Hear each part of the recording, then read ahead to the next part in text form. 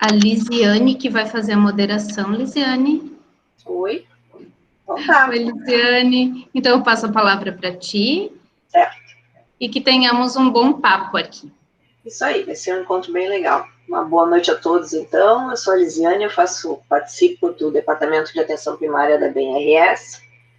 É um prazer poder a gente estar reunido hoje aqui com esse tema que é tão importante, né? O papel aí das contribuições, perspectivas da enfermagem para promover saúde universal. Nesse momento em que o universo, né, nosso universo, nosso mundo está sendo afetado por uma situação tão importante, a gente hoje vai ter duas convidadas, duas pessoas que vêm debater esse tema. Eu vou pedir que vocês, à medida que as apresentações forem acontecendo, se posicionem através do chat, com questões para serem debatidas. A gente vai passar a palavra às nossas convidadas, e aí, ao final das apresentações, a gente entra nesse debate que vai ser bem legal. Eu vou iniciar, então, pedindo a palavra, né, para Sandra Rejane Soares Ferreira. Ela é enfermeira, ela é coordenadora do Departamento de Atenção Primária da BNRS, ela é mestre em enfermagem pela URGS, e ela vai trazer para a gente uma discussão sobre o tema enfermagem na atenção primária à saúde e a promoção da saúde universal. Então, Sandra, por favor, vamos começar o nosso trabalho do dia de hoje. Boa noite, pessoal. É um prazer estar aqui conversando com vocês. A ideia do departamento nessa live é a gente conversar sobre o documento da Organização Pan-Americana de Saúde, e que reforça a questão da importância da atenção primária, né? A gente vê nesse momento o papel assim importantíssimo que a atenção primária está tendo na questão da atenção da linha de frente da COVID, do acompanhamento, do monitoramento dos casos leves e moderados que estão em isolamento domiciliar, né? E, então, esse documento que a OPAS lançou para que se discutisse a importância, né, e o papel dos profissionais de enfermagem na atenção primária, foi pego de surpresa, né, em função da Covid. O documento estava programado para ser lançado em março, né, saiu no finalzinho de março, início de abril, e essa questão da Covid, né, veio exatamente no Ano Internacional da Enfermagem, onde a gente tinha uma série de programações que a gente desejava estar desenvolvendo, né, e a gente teve que modificar tudo isso. Eu vou iniciar, então, apresentando um pouquinho dessa questão do documento, para a gente seguir a discussão. Tá aparecendo o documento aí para vocês? Tá, Sandra. Eu coloquei ali no chat o link para quem tiver interesse, né, de acessar diretamente o documento, né? Então, para fazer essa comemoração do Ano Internacional da Enfermagem, essa publicação foi lançada com o objetivo de divulgar boas práticas no campo da inovação, da liderança, da pesquisa, né, e das políticas e da educação em enfermagem, né? E poder promover essa discussão do quanto a enfermagem, né, favorece o avanço dos sistemas e serviços de saúde, principalmente nessa questão do acesso e da cobertura universal à saúde. Então, o documento apresenta 41 relatos de experiências, né, que foram selecionados, tem projetos, ações, histórias em diversos contextos e sistemas de saúde, universidades, centros penitenciários, escolas, e todos esses relatos ilustram o papel dos enfermeiros e das obstetrizes, né, com vista a impulsionar o trabalho na atenção primária à saúde. E no final, como eu comentei para vocês, que a questão da Covid estava em andamento na finalização desse documento, a OPAS incluiu, no final, o epílogo, a história, então, de 2 enfermeiros dos Estados Unidos, com o trabalho de enfrentamento da pandemia da Covid em um serviço de emergência, são enfermeiros que fazem a prática avançada, e então eles apresentam o trabalho deles, né, nos Estados Unidos em relação à Covid. Então, a APS, né, há mais de 40 anos, é reconhecida no mundo todo já como uma pedra angular de um sistema de saúde eficaz e resolutivo. Em 2014, né, a OPAS vem aumentando, ampliando essa discussão, né, com diversos países, no sentido de que se adote estratégias para ampliar o acesso à cobertura universal à saúde. E nesses documentos todos, o que é colocado é que a enfermagem tem um papel fundamental em relação à ampliação do acesso e à cobertura universal a serviços de saúde.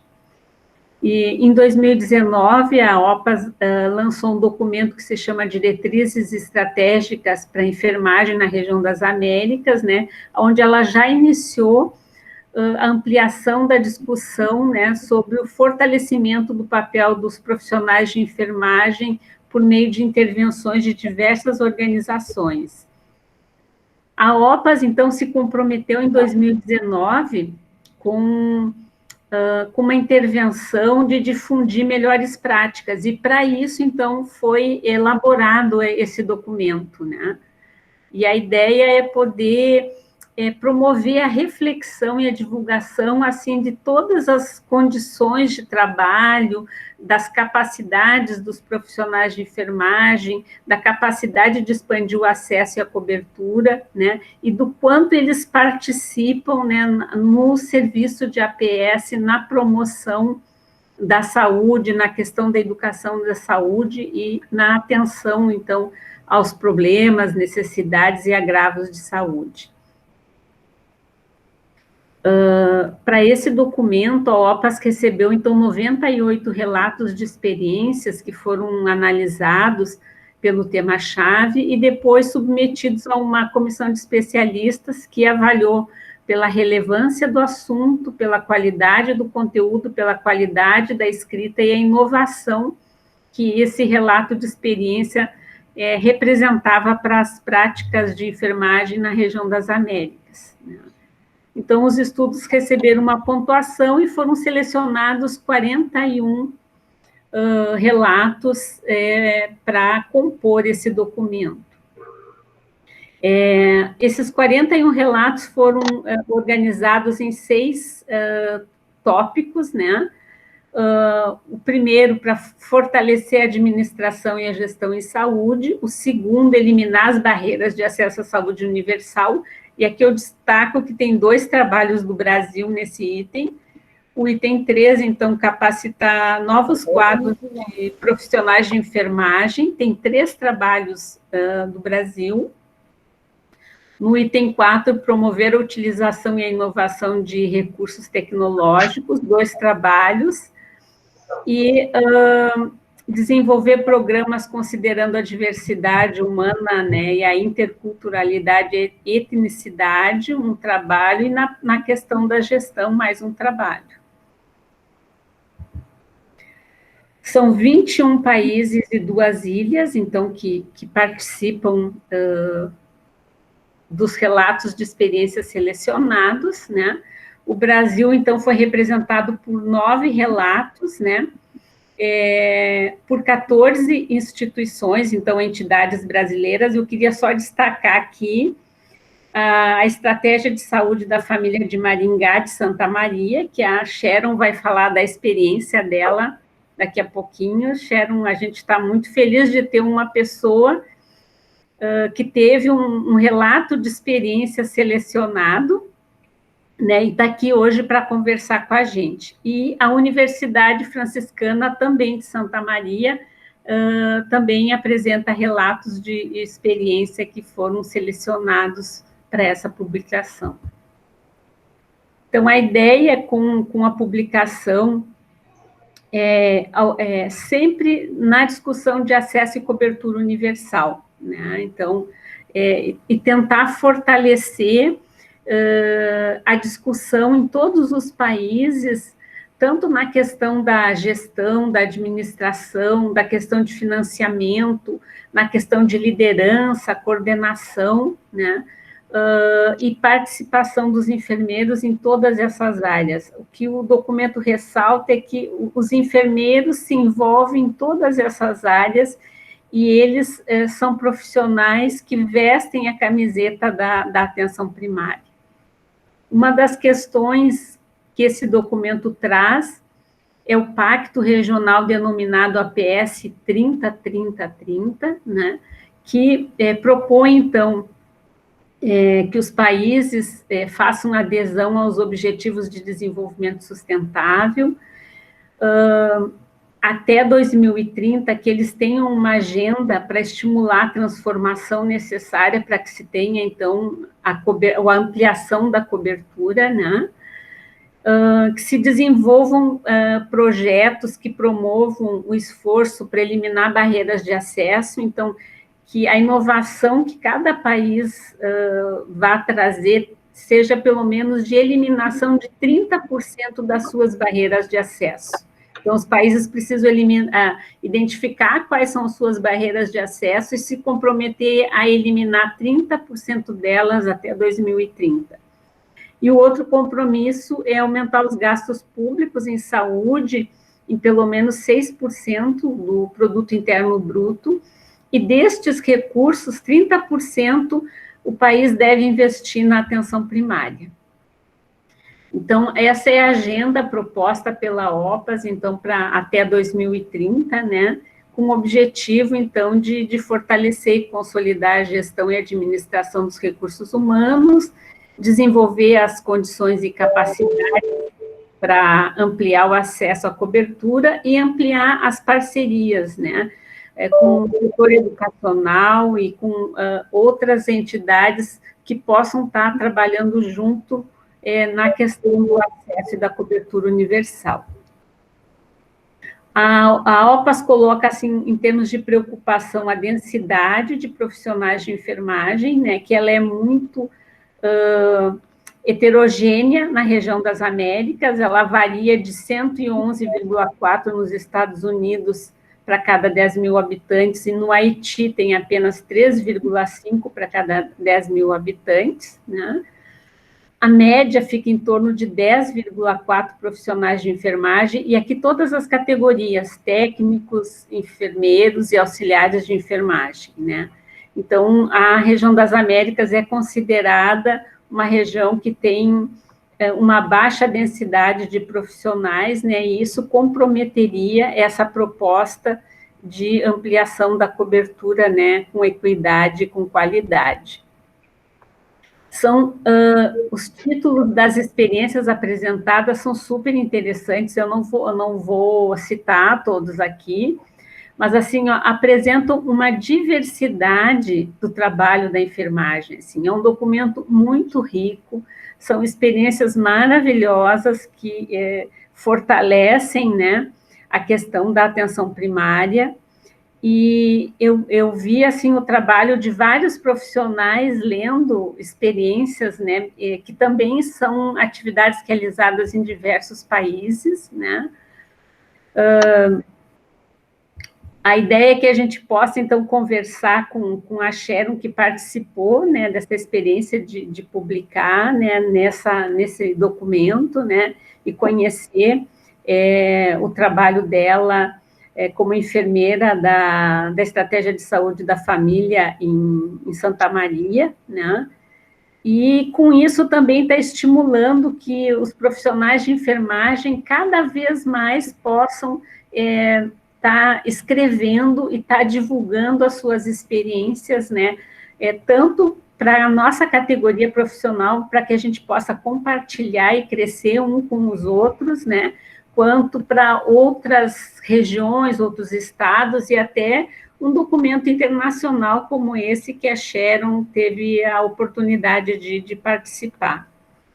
Então, assim, finalizando a apresentação geral desse documento, né, a OPAS tem tido essa missão de apoiar os países para implementar equipes multiprofissionais na APS, bem como na transformação da educação em saúde e capacitação, né, tanto no planejamento estratégico quanto na gestão de recursos humanos para a saúde.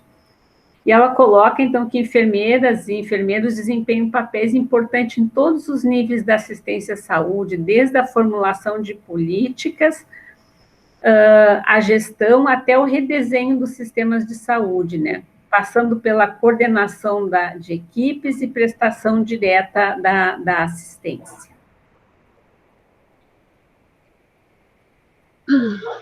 Obrigada, Sandra. Eu acho bem importante que a gente possa ter compartilhado aqui uma publicação recente com essa dimensão que tu apresentou, né, resumidamente para nós aqui, que a gente possa debater depois, porque nesse momento, com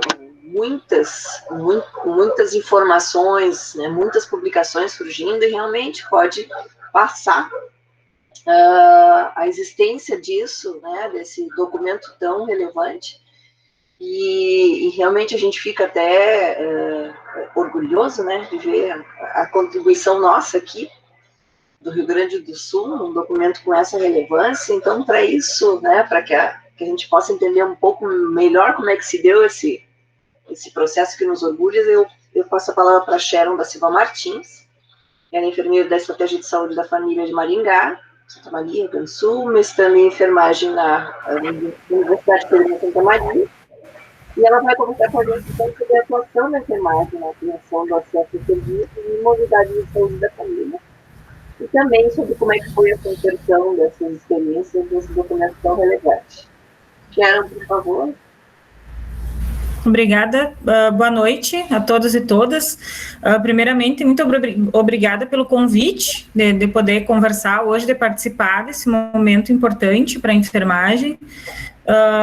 E eu gostaria de dizer que é bem interessante esse movimento das publicações, porque a gente vê que a gente trabalha tanto no dia a dia e às vezes a gente acha que aquilo é uma coisa que não é importante, a gente mesmo acaba não valorizando.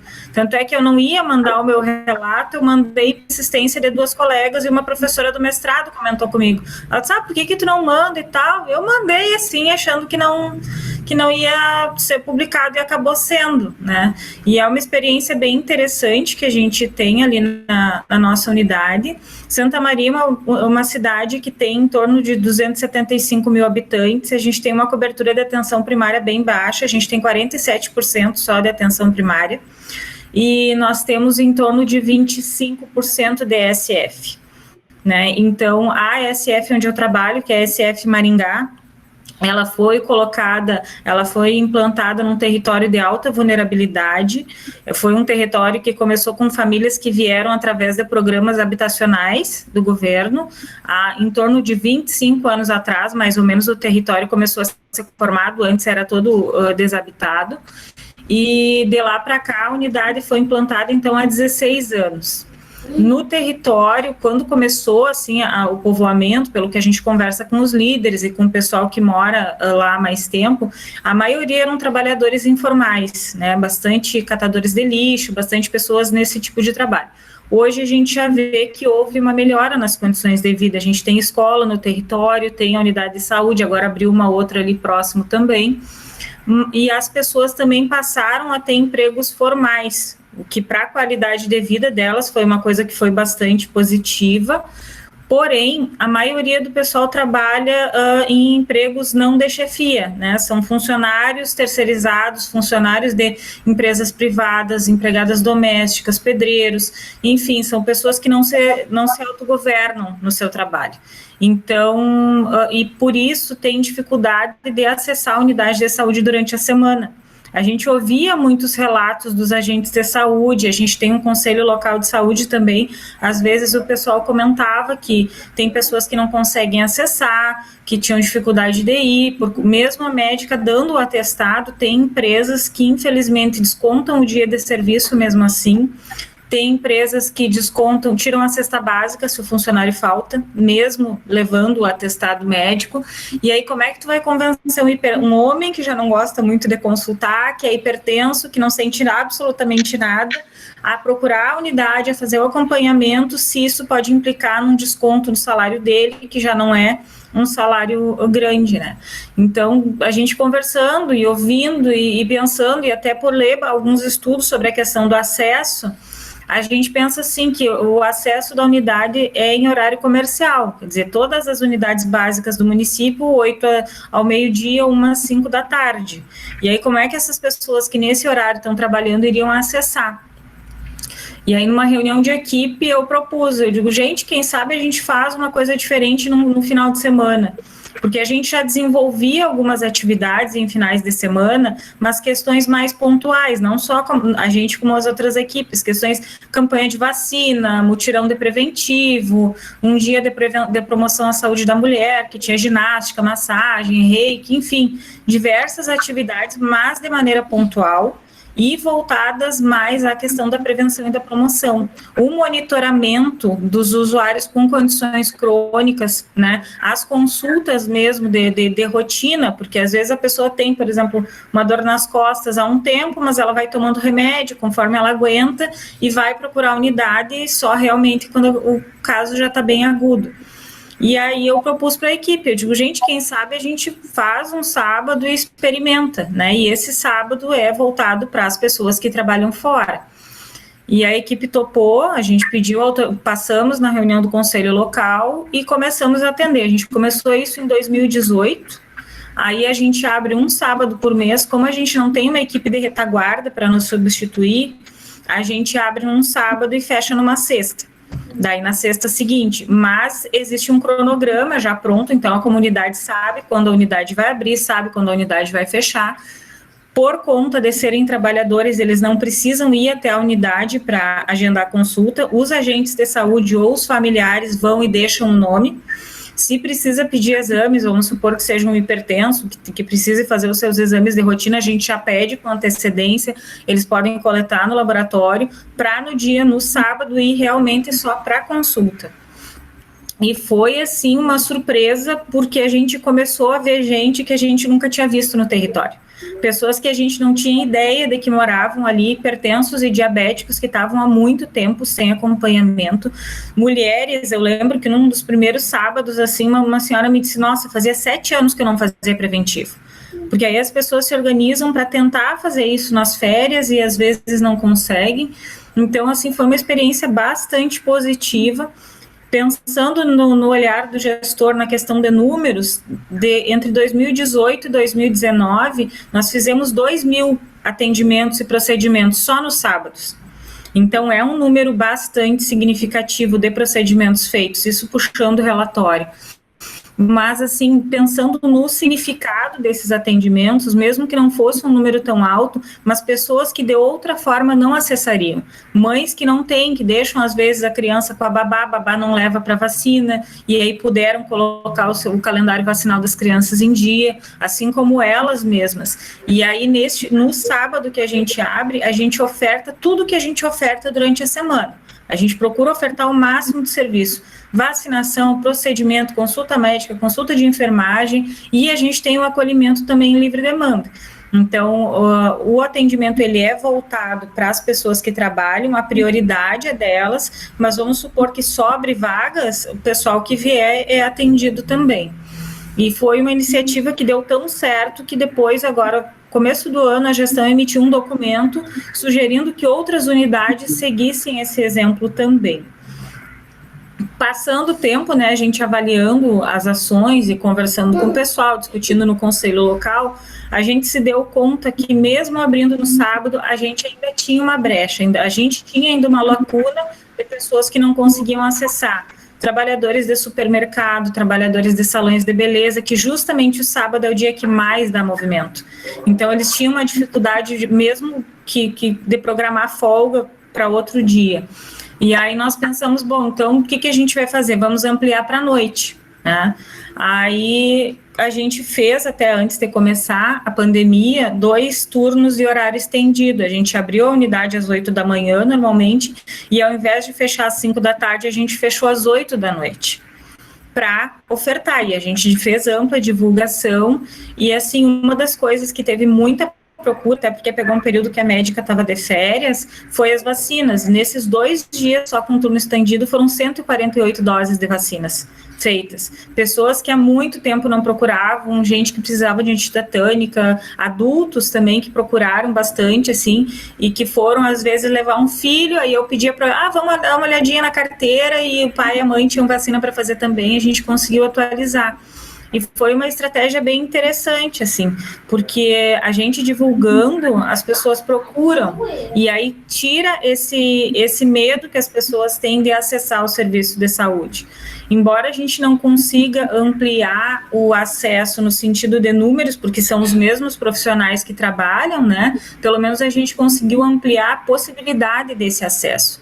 E aí, nesses turnos estendidos, ao invés da gente fechar a unidade num outro turno, porque daí estaria bloqueando, não compensaria, a gente compensa as horas de forma individual. Um dia, um turno eu compenso, outro turno a médica compensa, então a gente não fecha a unidade.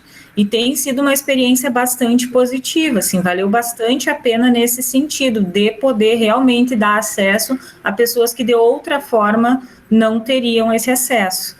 Por conta agora da pandemia, a gente está com um processo de trabalho totalmente diferenciado, né? A gente está atendendo usuários crônicos, mas mais questões de demanda espontânea por conta do Covid, a gente não está podendo fazer os grupos, o processo de trabalho está bem diferente do que a gente estava acostumado. Mas como está se prorrogando, a gente está discutindo em equipe como é que a gente vai fazer para retomar esses atendimentos no sábado, que por enquanto deu uma parada, né? Por conta das consultas eletivas estarem suspensas por causa da bandeira. Santa Maria entrou na laranja, depois foi para vermelha, agora voltou. Mas, assim, com certeza é uma experiência que vale bastante a pena.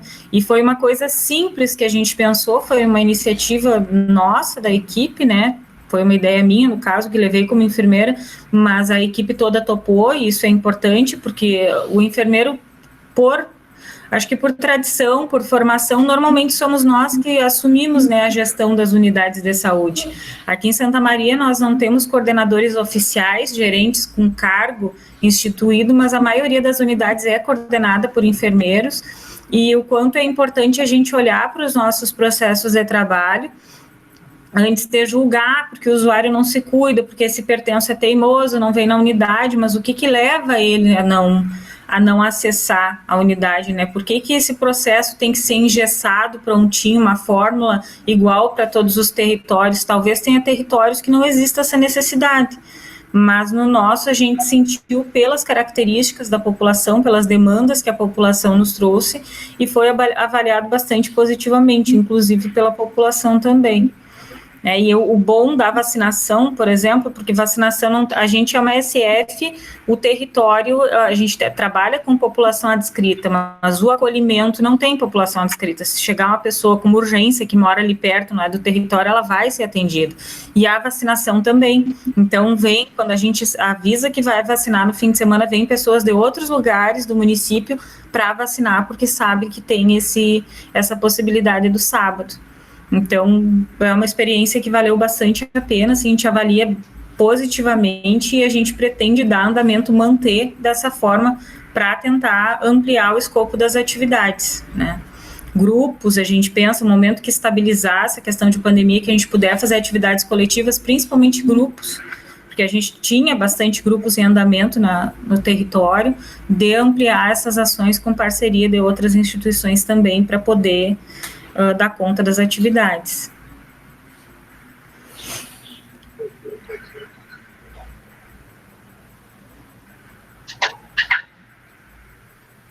Se alguém quiser fazer alguma contribuição, algum momento, pode ser através do chat, ou como a gente está num grupo de 17 pessoas, é possível falar também, né? Eu queria até fazer um comentário, assim, o que eu achei incrível, assim, dessa experiência é a flexibilidade da equipe né, modificar o seu horário de trabalho, a se disponibilizar para trabalhar, como a gente diz, por banco de hora no sábado, né? Quer dizer assim, tu vem trabalhar no sábado para negociar, para folgar num dia de semana, né? O esforço que a equipe fez, né, para conseguir ter, ampliar o acesso para a comunidade, quer dizer assim, ampliou o acesso com o mesmo número de profissionais, né? Então, não é toda equipe que a gente sabe que tem essa disponibilidade, então isso, assim, parabéns à tua equipe, Sharon, por se disponibilizar a ser tão flexível, assim, né? Com certeza, ainda mais agora com esse novo financiamento da atenção primária, agora a gente vai receber o financiamento por indicadores cumpridos, né? Não é mais o PAB, não existe mais o financiamento por habitante. Inclusive a gente questiona um pouco isso nesse período de pandemia, né? Como é que tu vai pagar por produção se tem a orientação do isolamento? Mas enfim, está fora da nossa governabilidade. Mas eu penso que isso é uma coisa que vai ajudar bastante também, porque é uma oportunidade a mais da gente poder dar acesso às pessoas e conseguir contemplar as metas dos indicadores. Lisiane, queria fazer uma colocação. Oi, a Vânia. Diga, eu queria fazer uma colocação, né, diante do que a Sharon colocou, e ressaltar esse horário estendido, né, e o sábado, você colocaste muito bem que é na atenção primária, né? Então, são ações que vocês fariam no decorrer da semana, um pouco diferente de algumas propostas que tem de horário estendido, que é um horário muito para consultas médicas, né? Mais para consultas. E o que vocês colocam ali, que eu entendi, me confirma se é isso mesmo, que são todas as ações que vocês fariam durante a semana, como ações visando a promoção da saúde, a educação em saúde, nessa perspectiva, é isso? Isso, inclusive, uma das ações que a gente fez até no final do ano passado, iria retomar, não retomou por conta das aulas, uma das ações previstas é o PSE, porque a gente tem uma escola no território que tem EJA, e a gente começou a trabalhar com o pessoal do EJA à noite na escola e está previsto dentro dessas atividades também. Então, tem consulta médica, mas tem todas as outras ações de prevenção e de promoção também. Parabéns pela iniciativa, que realmente deve ser um exemplo mesmo, essa iniciativa de vocês. Obrigada. Alguma outra colocação? Não, eu tenho algumas questões, assim, para a gente continuar conversando, né, aproveitar que a gente tem tempo.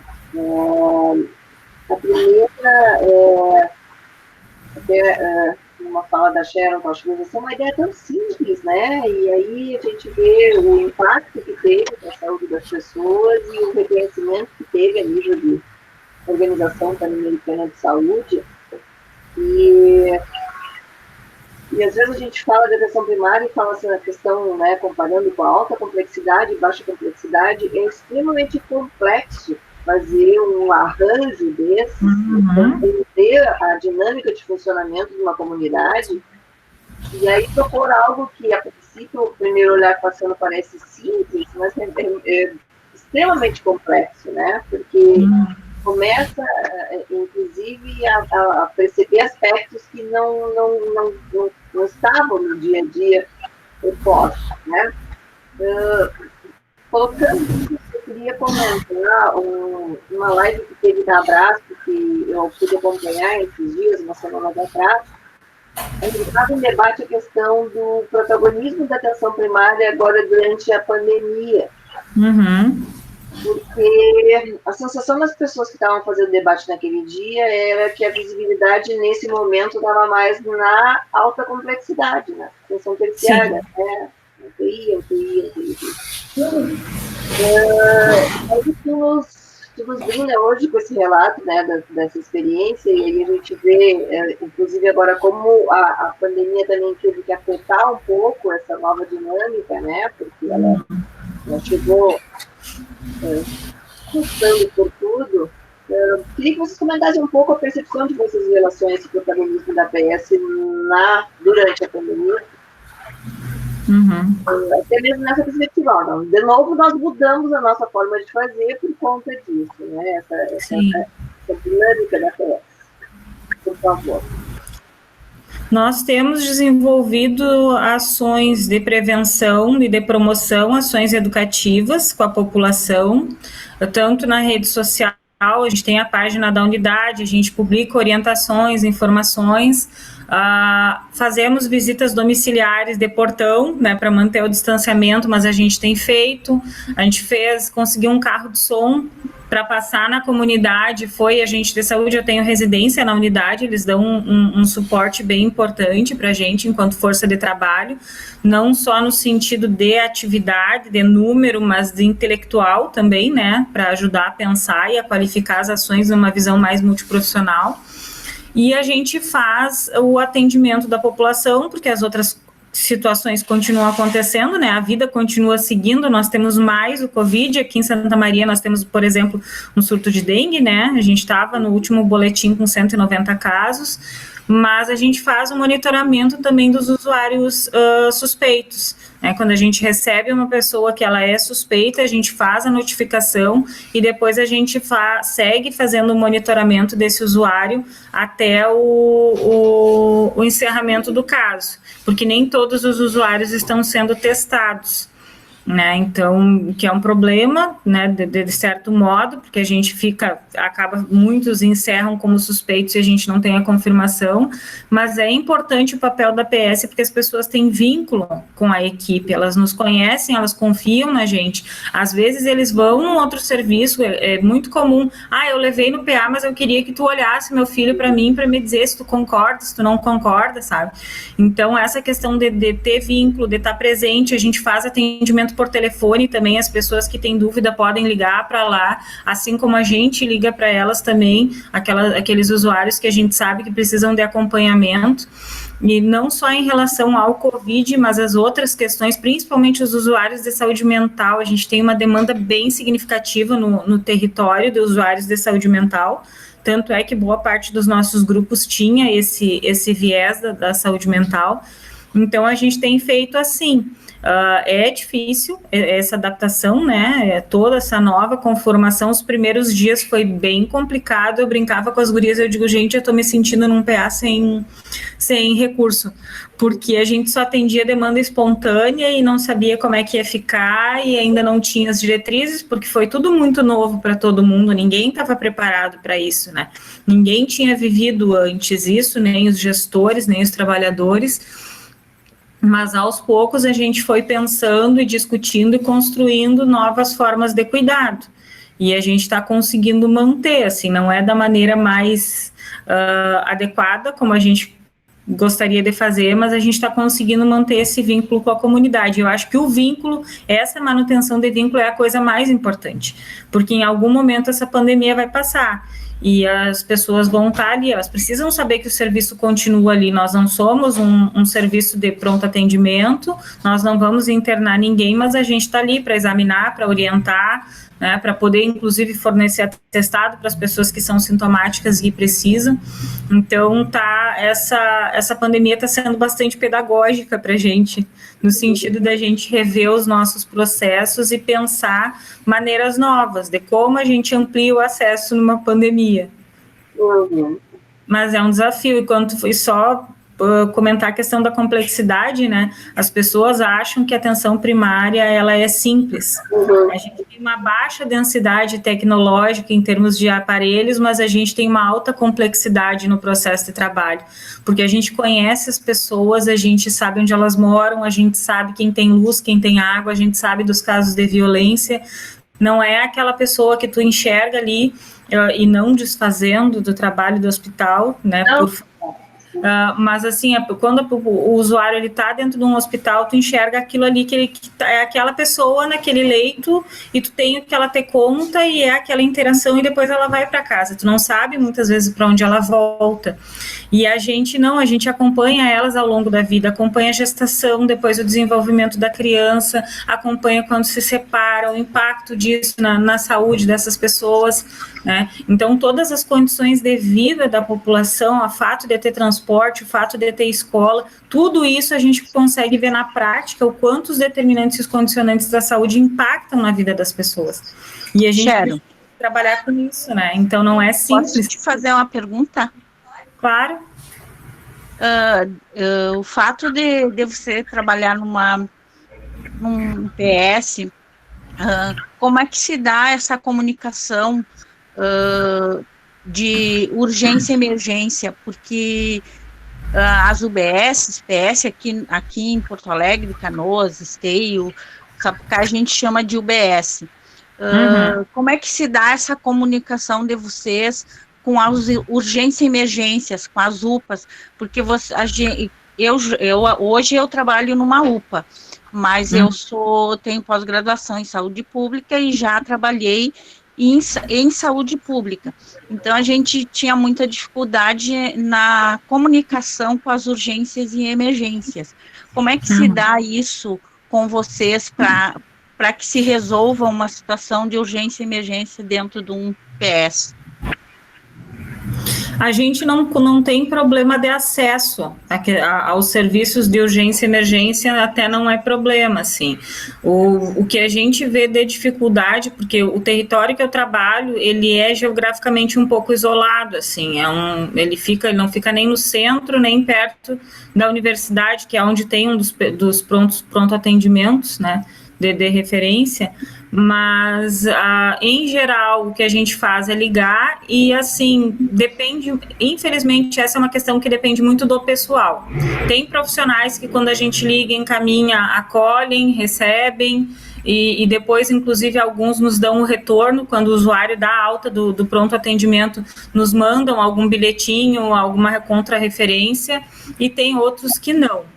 A questão de acesso durante o horário de trabalho é tranquilo, porque quando não é uma situação que o SAMU precise ser acionado, mas que a pessoa precisa ser reportada a um pronto atendimento, a gente tem o transporte da prefeitura.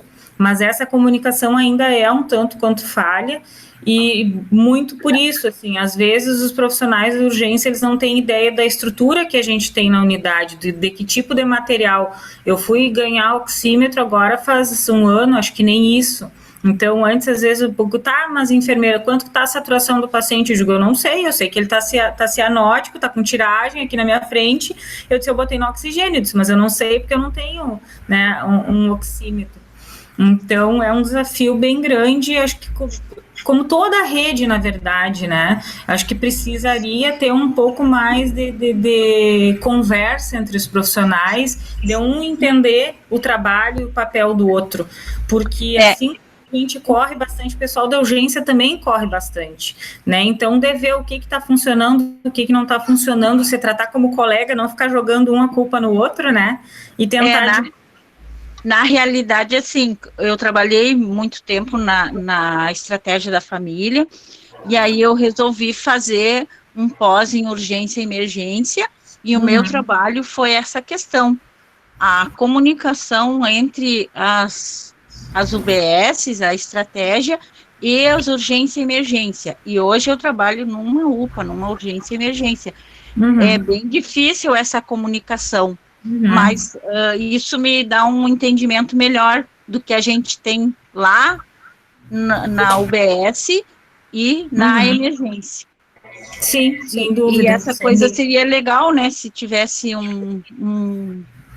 umas palestras, uns cursos, um entendimento melhor disso. Sim, até para evitar problemas, porque aqui em Santa Maria, pelos últimos relatórios de gestão que eu acompanhei, 95% dos atendimentos, do pronto atendimento, são classificação verde e azul. Então, são coisas que poderiam ser resolvidas na atenção primária. Aí a gente questiona por que as pessoas estão indo.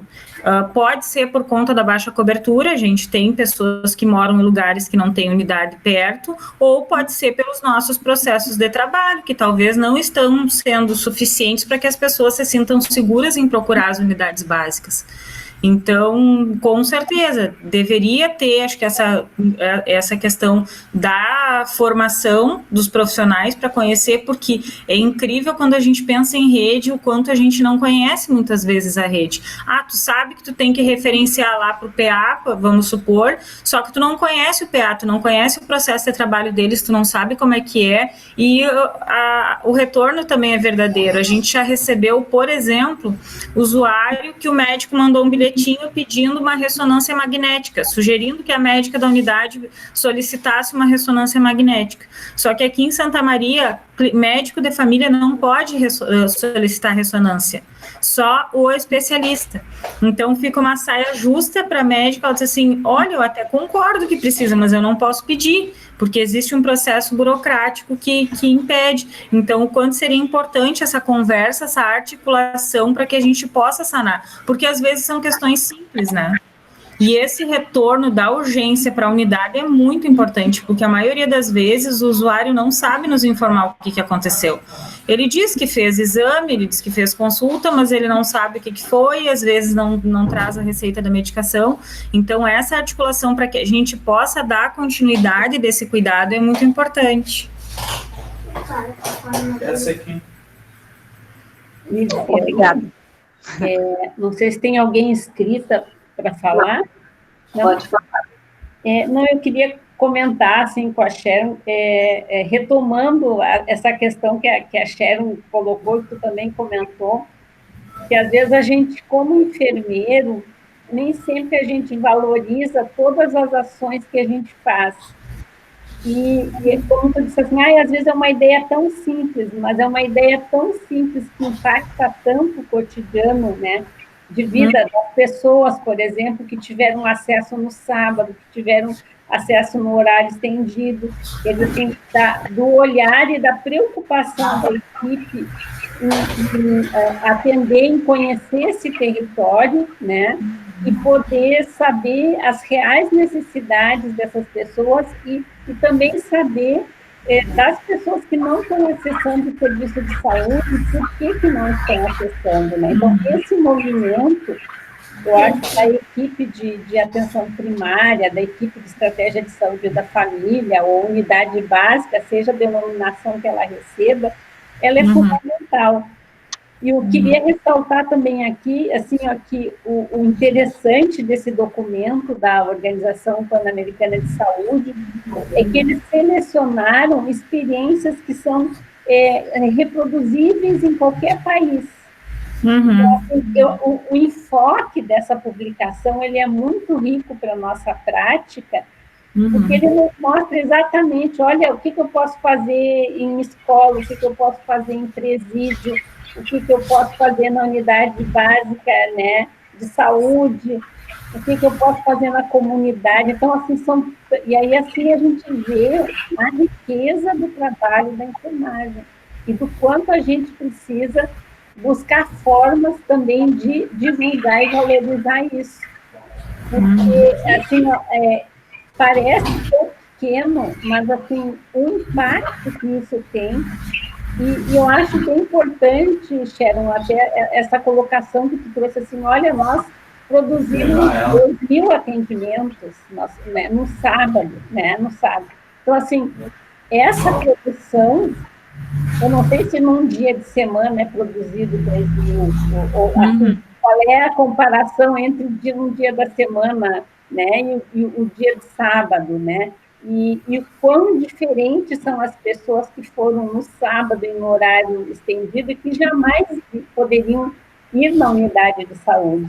Porque um dos grandes problemas de acesso que a gente tem realmente é o horário que as unidades trabalham. Porque quem trabalha, quem bate ponto lá, cartão ponto, trabalha 8 horas por dia, dificilmente consegue encontrar unidade de saúde aberta, né? Então, essa é uma diferença. Por isso também as pessoas vão para a UPA, no meu ponto de vista. Teve alguns estudos aqui do eu trabalho na gerência de saúde comunitária do Conceição. Então, a gente teve estudos em relação tanto à emergência do Conceição quanto à UPA, que atende muito a região metropolitana. Mas o que acontece? As pessoas trabalham em Porto Alegre, então, antes de ir embora, elas procuram uma UPA ou um serviço de emergência, se não está se sentindo bem, aqui em Porto Alegre, antes de voltar, porque até a hora que ela vai retornar para o seu local de residência, que às vezes funciona mais como cidade dormitório, né?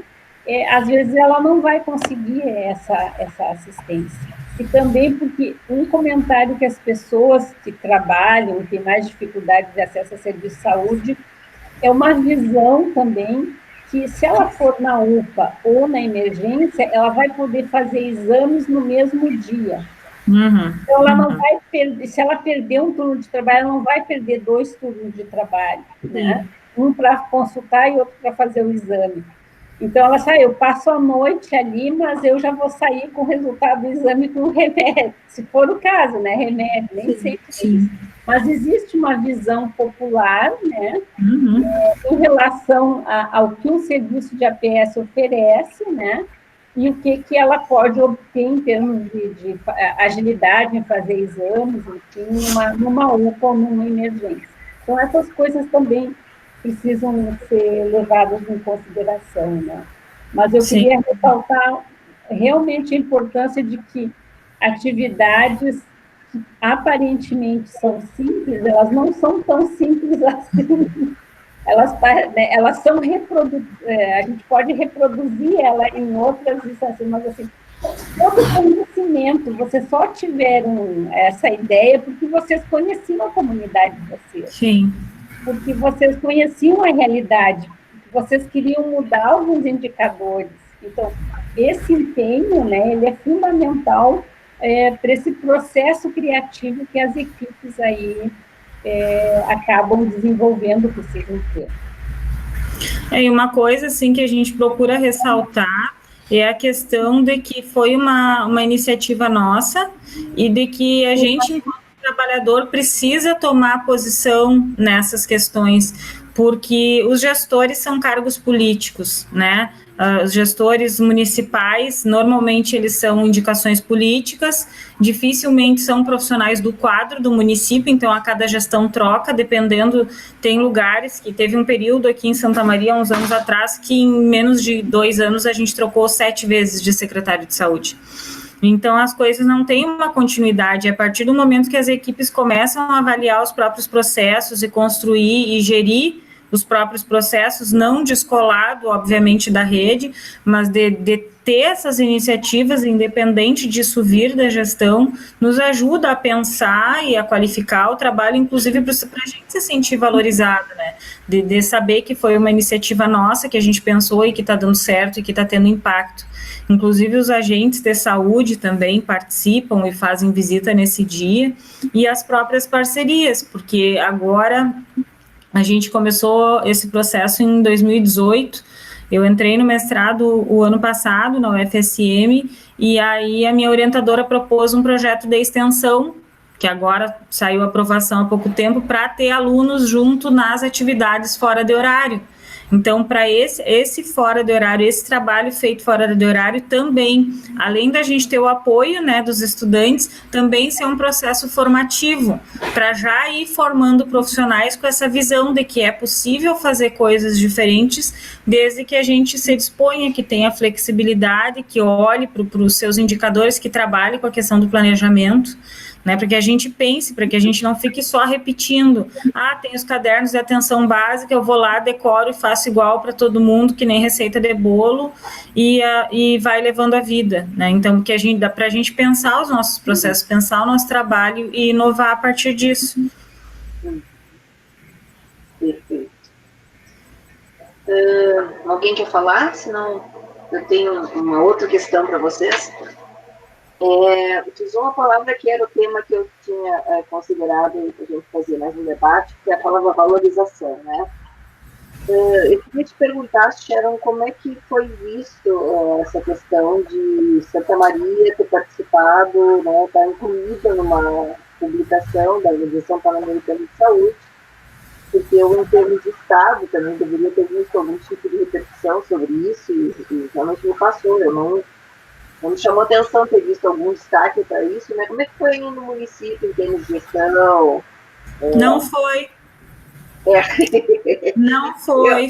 Então, essa resposta, eu não gostaria. Não foi. Quando a gente começou o trabalho, a gente foi lá, o pessoal da comunicação mostrou um dia, e se passaram 2 anos, agora eu comuniquei para a nossa superintendente de atenção primária, que ela é enfermeira, avisei ela, disse, bota no grupo dos enfermeiros e tal, avisa, né, que saiu a publicação, mas ninguém acessou, assim, parece que não aconteceu. E aí até o pessoal da equipe brincou, disse, poxa vida, a OPAS reconheceu o nosso trabalho e o município não. O município não. Mas fazer o quê, né? Paciência. Faz parte. Porque nessa... Eu acho que essa questão é bem interessante, assim, eu acho que nós, como Departamento de Atenção Primária, como a BEM, a gente deveria mandar uma cartinha para a Secretaria Municipal de Saúde de Santa Maria, parabenizando a publicação do trabalho. Nós já vamos ter algumas ações aqui pensadas. Eu acho que é importante articular essa questão de valorização, né? Que a valorização não seja só entre os nossos pares, né? Só a enfermagem, mas que a gente possa estar, né, colocando, né, essa questão. Vamos colocar uma notícia no boletim do departamento dos 2 trabalhos do Santa Maria que saíram na publicação, né? Eu acho que a gente precisa fazer um marketing disso também, porque esse conjunto de pequenas ações, né, não são pequenas, gente, porque elas têm muito impacto se implementadas, né, e se reproduzidas em outros lugares, né? Então, acho que a gente, talvez como departamento, a gente possa fazer uma articulação aí de divulgação também, né, porque eu acho assim, todas as publicações, né, quando a gente fala, né, o que a enfermagem faz para promover a saúde universal, né? Então, assim, a gente tem hoje já inúmeros documentos da Organização Mundial da Saúde, da OPAS, né, de outros organismos internacionais, dizendo que a enfermagem é imprescindível, é fundamental, e sem a enfermagem não tem como fazer ampliação de acesso e cobertura universal à saúde no mundo. Então, uma das preocupações deles realmente é com a densidade do número de profissionais de enfermagem para cada 10 mil habitantes, e da gente ter aqui na região das Américas países com uma densidade de profissionais de enfermagem muito baixa, né? Então, no Brasil, a gente é razoável, assim, né? Eles colocam, inclusive, no documento que o maior número de profissionais de enfermagem está nos Estados Unidos, no Canadá, eu acho que nós somos o 4º ali da região das Américas, né, em termos de densidade, né, de profissionais para cada 10 mil habitantes. Né. Mas é isso. É que talvez falte um pouco essa cultura de que divulgar o trabalho não é uma competição, não é para se exibir, não é para te aprender com os colegas, porque essa publicação está riquíssima, olha quanta coisa, quanta ideia tem ali, e se a gente pensar, a gente é bastante sobrecarregado nos nossos trabalhos, tanto na atenção primária, na especializada, normalmente a gente tem uma sobrecarga grande de trabalho, e às vezes tu tem situações que tu não sabe como manejar, e aí daqui a pouco tu fica sabendo de uma experiência num outro lugar que solucionou esse problema e que tu pode aplicar no teu trabalho também, né? Talvez falte um pouco essa cultura de parar de achar que é competição ou que é questão de publicizar por questões pessoais, mas de publicizar a enfermagem, a categoria enquanto profissão, a nossa atuação como profissionais mesmo, né? E de dividir conhecimento, porque ninguém sabe tudo. Não existe um ser humano, por mais experiência e por mais titulação que tenha, que vai saber tudo, né? Cada realidade é uma, cada contexto tem a sua singularidade. Então, o quanto é importante a gente ter acesso ao que os outros também estão fazendo para a gente poder pensar a nossa realidade a partir disso e aprender. Perfeito. Alguém tem alguma outra questão? Se não, tenho mais uma provocação nesse sentido, ainda na perspectiva da valorização, né? A grande visibilidade, então, até eu tinha falado um pouco antes desse momento, para profissionais de saúde aconteceu, né? Agora, para outra, a gente passa como heróis e toda as honrarias, né, que foram dadas. Mas eu tenho acompanhado atentamente o quanto isso vai se dar ao longo do tempo, né? Já comecei a perceber alguns relatos de enfermeiros no exterior, dizendo que, olha, por aqui a onda da Covid já está, né, parece que passando, e a gente já voltou a ser visto como preguiçosos, como pessoas que servem para ações do tipo higiene pessoal, e era um relato de uma enfermeira que ela dizia, né, nossa, um mês atrás estávamos em outro patamar, e agora voltamos a ser como antes, né? 2020 a expectativa era para ser o ano da enfermagem. A gente não imaginava que a nossa visibilidade fosse ficar linkada a uma pandemia.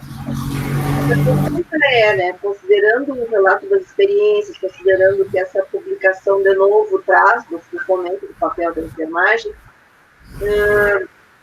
vocês percebem que a enfermagem vai sair fortalecida nesse processo? 2020 a gente ainda vai colher alguns frutos de fornecimento, vai ter avanços. Isso me preocupa quando eu vejo nesse momento agora alguns concursos públicos com salários irrisórios para a contratação de funcionários. Para mim são inconcebíveis no durante do acontecido, né? Eu não imaginava que alguém ainda fosse oferecer esse tipo de salário para a contratação de enfermeiro nesse momento. E essa pergunta não é só para as nossas convidadas, a Sandra e a Sharon, é para todo o grupo, né? Que percepção vocês têm de como é que a gente sai, se a gente ainda colhe algum fruto de 2020, que é para ser o nosso ano, né? O ano da enfermagem.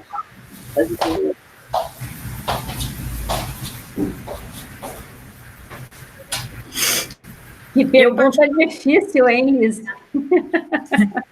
Eu penso que vai depender do nosso posicionamento, né? Vai depender de como a gente está se organizando, porque é bem isso, tem se falado muito das questões do atendimento aos pacientes mais graves, mas como é que ficam as questões? É o momento da gente aprender a trabalhar em rede. Primeiro, acho que a primeira coisa, essa é a oportunidade que a gente tem de se fortalecer para o depois. Além de se qualificar para fazer a detecção precoce de casos e o acompanhamento, o monitoramento, aprender a trabalhar com epidemiologia, com rede de serviços. Se a gente mantiver isso depois da pandemia, a gente desponta. Porque as questões de vigilância em saúde, por exemplo, são uma deficiência na maior parte dos serviços, né? Normalmente se trabalha apagando incêndio, não tem tanto planejamento, não tem tanto essa questão de olhar os indicadores, de trabalhar a partir de indicadores, e isso a pandemia está tendo que trazer, porque a gente precisa olhar os números, a gente precisa adequar processos a partir deles, então vai depender, eu penso, de como a enfermagem vai se posicionar. Porque sim, somos imprescindíveis na linha de frente, mas a gente também precisa pensar no pós, porque a vida vai seguir. Hoje é o Covid, amanhã, no verão, a tendência é que nós tenhamos uma epidemia de dengue, e quantas outras coisas a gente vai ter, só que se a gente aproveitar tudo o que a gente está aprendendo nesse momento, quando vier qualquer outro tipo de evento, a gente vai estar mais preparado. Mas vai depender dos enfermeiros assumirem o seu papel e não ficarem esperando somente que os gestores tomem as decisões. E aí eu não digo de fazer uma rebelião e passar por cima, mas de ajudar a pensar o processo, ajudar a construir políticas públicas, de participar efetivamente para mostrar o nosso valor, porque se a gente não demonstrar isso, aí a gente vai sair, acho que mais enfraquecido ainda, porque vai ficar isso, tá, mas antes eu tinha tanta coisa para fazer, agora eu não tenho nada, e tem muita coisa. A vida é complexa demais, a saúde e a doença são complexas demais não precisa estar uma situação tão crítica como a gente está vivendo para ter muita coisa para fazer. Então, eu acho que vai depender da postura que a gente tiver, assim, bem isso, de se unir, de fortalecer, de valorizar o que os profissionais estão fazendo, de divulgar, de se auxiliar. E mais?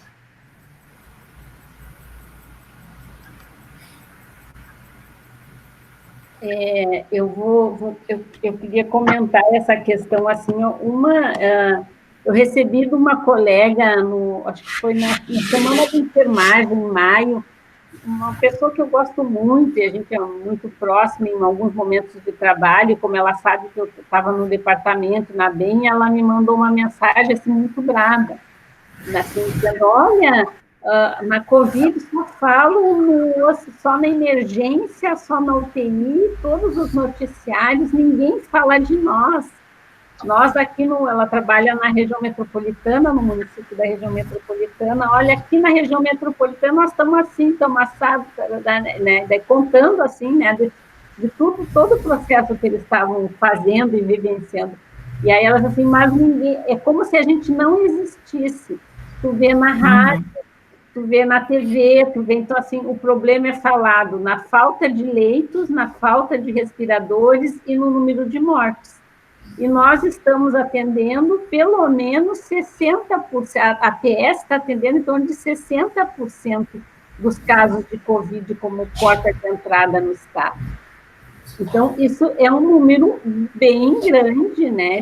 Então, todos os casos leves e moderados da Covid em isolamento domiciliar estão sendo acompanhados pela atenção primária. A atenção primária que está ligando, que está monitorando, que está orientando condições de agravamento, que está orientando sobre o momento que tem que procurar o serviço de saúde, né? Quais são a clínica, os sintomas da piora da Covid, em que momento ele deve sair de casa, né? Para procurar uma atenção à saúde, para não agravar, não deixar agravar demais a situação da Covid no domicílio e chegar muito mal numa emergência hospitalar, né? Mas, e aí, então, eu coloquei para essa colega, olha, a gente até faz algumas coisas como departamento de divulgação, mas o nosso poder ainda de expansão ou de chegar nas mídias ainda tem sido pequeno. E a gente precisa melhorar essa articulação entre os enfermeiros da atenção primária, entre os diferentes municípios, né? A gente tem que começar a pensar estratégias de como a gente divulga, porque, assim, a gente trabalha tanto que a gente não tem tempo de fazer marketing. É verdade. A gente precisa também pensar assim, vou ter que reservar um tempinho, porque esse marketing que eu falo não é só uma coisa de vender uma publicidade, como vender um batom, uma publicidade, mas o marketing no sentido de valorização profissional, né? Do quanto o nosso trabalho está fazendo diferença, né? Para 60% da população que está acessando as unidades de atenção primária como porta de entrada de orientação, seja para o Covid, ou seja para o cuidado das suas doenças crônicas, ou seja para o cuidado em saúde mental, porque a saúde mental da população piorou muito nesse período da Covid, né? Então, eu acho que a gente também precisa começar a discutir formas de articulação, né? Assim, de que entidades, a Rosângela do COFEM está aqui, a Rosângela Schneider, vou provocar, né? Não vou deixar a Rô passar assim em branco aqui nessa live, né? Então, assim, bom, como é que nós podemos nos articular com o COFEM no sentido de divulgar mais o trabalho da atenção primária? O trabalho que a atenção primária está fazendo, seja aqui no Estado, seja em nível federal, né? Então, assim, que espaços a gente pode estar articulando junto, né, para fazer essa divulgação? Eu posso dar uma palavrinha, Terezinha? Pode. Ô, Sandra, Eu não podia deixar de falar, já que a tua provocação é um trabalho árduo que a gente tem desenvolvido há muitos anos, no sentido de que o enfermeiro trabalha, tem tantas ações e o marketing do seu negócio, ele não tem tempo. Então, muito bem colocar-se, já fiz eventos, a gente já discutiu esse tema, sempre trabalhei dentro da academia esse tema, que a valorização começa pela gente mesmo, valorizando o próprio trabalho. Esse é um aspecto que você colocou. E o outro aspecto, Sharon, eu te parabenizo, já botei a parabenização, e o reconhecimento vem, porque uma das coisas também que a gente discute muito dentro da academia é a produção do enfermeiro que está lá na ponta, a produção do enfermeiro que está na assistência, publicações. E você viu que a sua publicação, ela teve um reconhecimento, porque são poucas. A gente tem muito mais publicações dentro da academia do que quem está lá na ponta, na assistência, que conhece essa realidade. E a nossa formação, ela tem que atender o perfil que o mercado precisa. E quem conhece melhor o mercado são quem está na assistência e na ponta, como você muito bem relatou, a tua experiência, a tua publicação, e o reconhecimento vem à medida que a gente publica, à medida que a gente divulga, à medida que a gente... É por aí o grande caminho. É o grande caminho que compete a nós. Claro que a gente tem que buscar parceria. Estrategicamente, você foi com um plano, foi com uma proposição, foi construído junto com a equipe, teve o aval do gestor e se praticou, e se colocou as ideias em ação. Quando você fundamenta, quando você vai com propriedade, com a propriedade do conhecimento, você consegue, você faz, você muda. E é esta coragem que, muitas vezes, a gente tem que assumir como enfermeiro e como dono do conhecimento e do saber. Então, é isso. Nós temos que mostrar o nosso trabalho em divulgação, em marketing, aonde a gente tiver a oportunidade de se posicionar e se colocar, a gente tem que fazer isso. Então, assim, nossa, e com relação, assim, eu só queria te fazer uma pergunta, já. Santa Maria foi a nossa primeira coordenadoria regional que se trabalhou planificação. E a grande proposta da planificação é justamente, porque a gente continua em outras regionais, é o fortalecimento da atenção primária, porque a gente parte do princípio que se a gente começa bem lá na ponta, né, na atenção primária, nossa rede de saúde, ela vem realmente com seus fluxos de melhor assistência, de melhor encaminhamento, e a minha pergunta com relação a isso, com a implementação da planificação, como é que eu vi que não teve nenhum reconhecimento? E eu vou aproveitar e te digo, quando eu digo, eu faço. Eu tenho uma reunião agora com a coordenadoria sexta-feira, eu vou estar questionando o reconhecimento, esse trabalho que foi assim reconhecido pela OPAS e qual é o valor, eu vou cobrar sutilmente, mas eu vou me propor a cobrar, porque eu acho que merece ser valorizado e destacado. Mas como é que tu sentiu a planificação? É uma curiosidade assim lá. A planificação começou aqui, né, 2015, 2016, nós fomos a região piloto do projeto e foi, acho que até 2018 ela andou bem. A gente tinha mais reuniões, tinha tutorias sistematizadas, mas depois foi se perdendo. Atualmente, a gente tem muito pouco planificação nos processos, o que é meio contraditório, porque a planificação não trouxe nada de novo ao que era o processo de trabalho das ESFs, né? Não foi inventado nenhuma roda, né? Na verdade, eram formas de qualificar o que a gente já fazia, mas enquanto processo, com as avaliações, com as oficinas, como era feito, não está tendo andamento. Nós tivemos algumas reuniões com o CONAS muito pontuais, mas desde o ano passado, assim, por conta de falta de tutores externos, por arranjos aqui da rede, está bem parado. E agora, depois dessa portaria do financiamento, então, assim, só existe preocupação com isso. Embora, novamente, contraditório, porque a planificação viria qualificar o processo de trabalho, ensina a trabalhar com indicadores, né? Então, é um processo que deveria ter continuidade, mas não está tendo continuidade como deveria. Não está tendo mais esse monitoramento, essas reuniões sistematizadas como a gente tinha, não, infelizmente, parou. É aquilo que... por que nós estamos trabalhando na escola fortemente a educação permanente?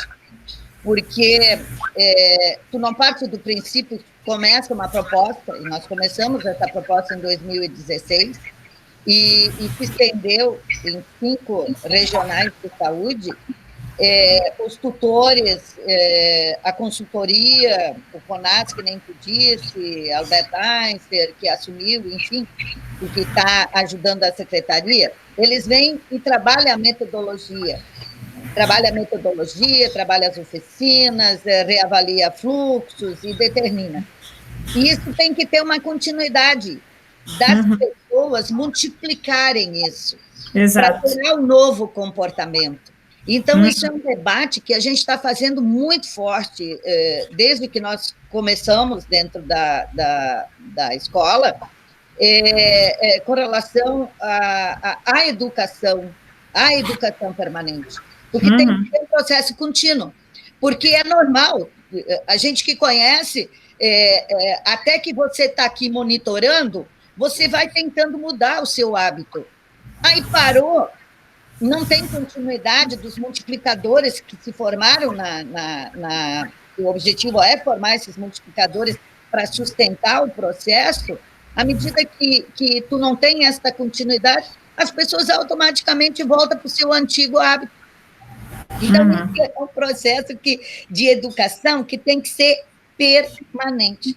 Você muda hábito à medida que você trabalha permanentemente até a troca do hábito e esquecer o teu hábito antigo, né? Então, é um tal de descongelar para recongelar novamente, né? Esse novo hábito. Então, a proposta da planificação, que a gente começou, acho, muito forte, e nas primeiras, eu participei em muitas oficinas, foi depois que a gente não pode abraçar tudo, mas a multiplicação e a persistência. Se não se tem multiplicação, não se tem persistência, e não se acredita, mas aí tem que ser o conjunto, E o que você colocou é um problema dentro da saúde pública, é a mudança da gestão, né? Como tu disse, secretários da saúde mudam, e aí o processo vai lá de novo, tem que entender, aí mudam.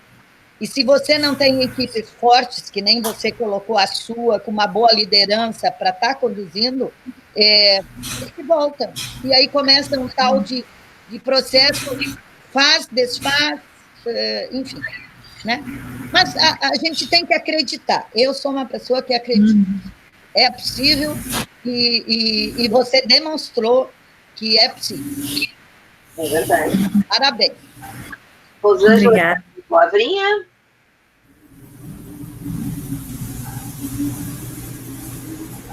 Tá ouvindo? Oi, tudo bom? Eu não estou conseguindo acessar o chat.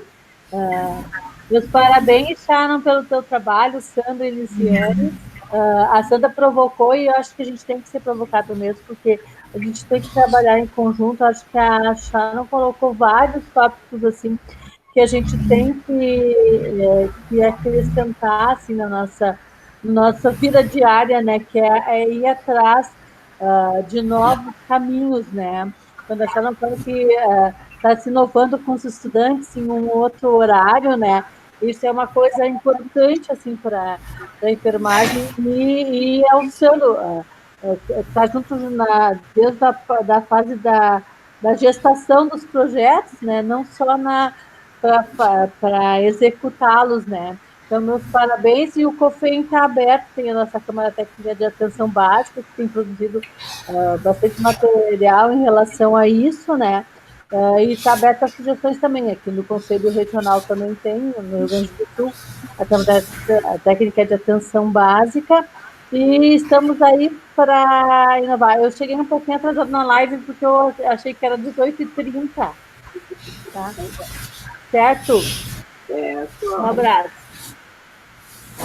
Nossos últimos 5 minutos, alguém quer fazer mais alguma fala? Não, a gente pode encaminhar para a finalização. Então, eu queria, né, em nome aí da série de eventos e lives promovendo aí os serviços comemorativos do aniversário da BEM, agradecer a fala da Sandra, a fala da Sharon, a presença e a participação das pessoas que nos acompanharam.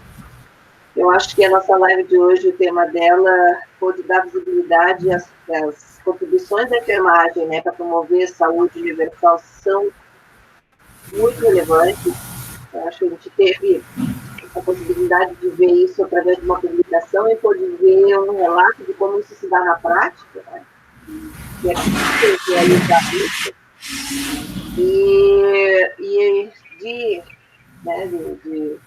Aí tivemos um brindezinho de como essa prática pode ser transformada em escrita, e essa escrita pode alcançar o mundo. Então, acho que meus parabéns às apresentações de hoje. Queria dar, então, uma boa noite, dizer que foi muito bom esse momento, dar a oportunidade da Sandra e da Sharon se despedir, e nós podemos encerrando aí.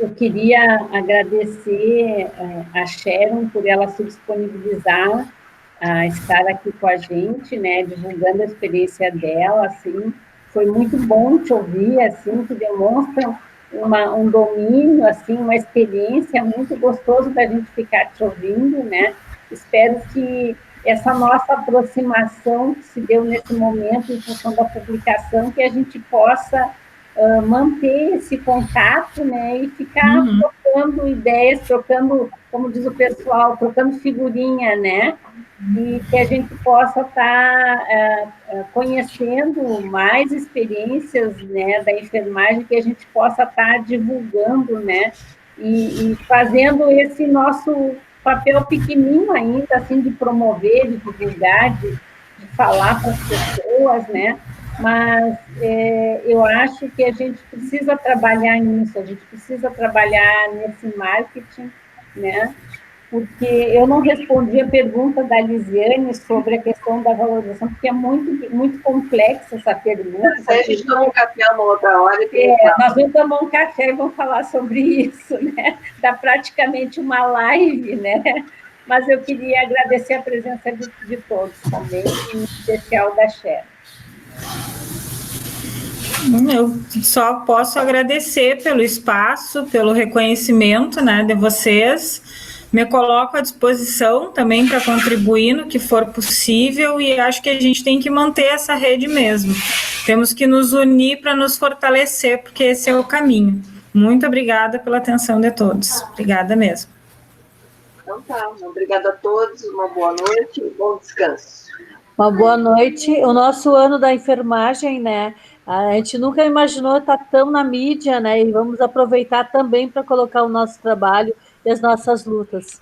Boa noite. Boa noite. Boa noite. Boa noite. Boa noite, pessoal.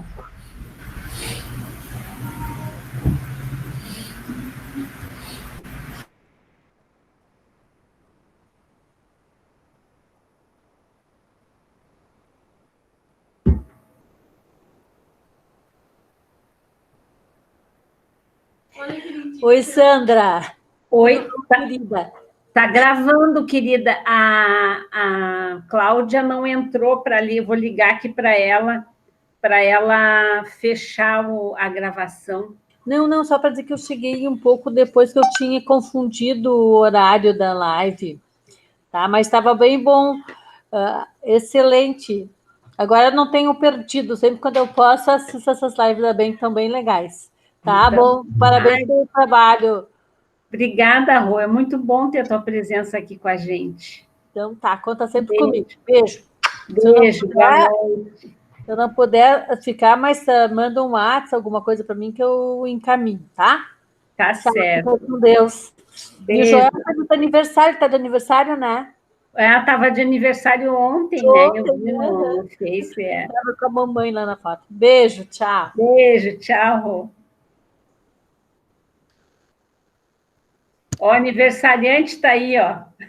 Parabéns para você. Tá aí, feliz aniversário, Joel. Estava linda a tua foto com a tua mãe, Joel. Eu achei linda também.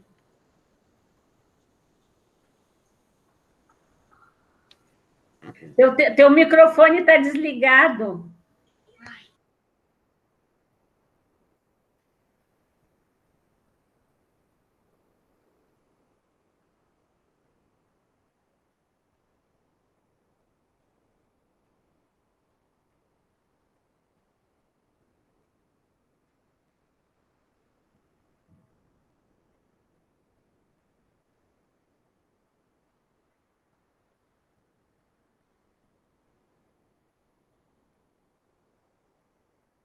Joel, tu sabe se a Cláudia está por aí para desligar a sala que está gravando ainda?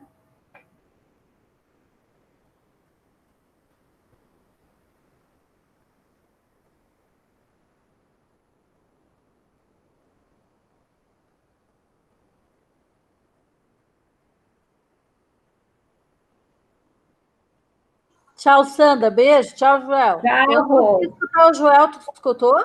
Não escutei, ele está com o microfone desligado.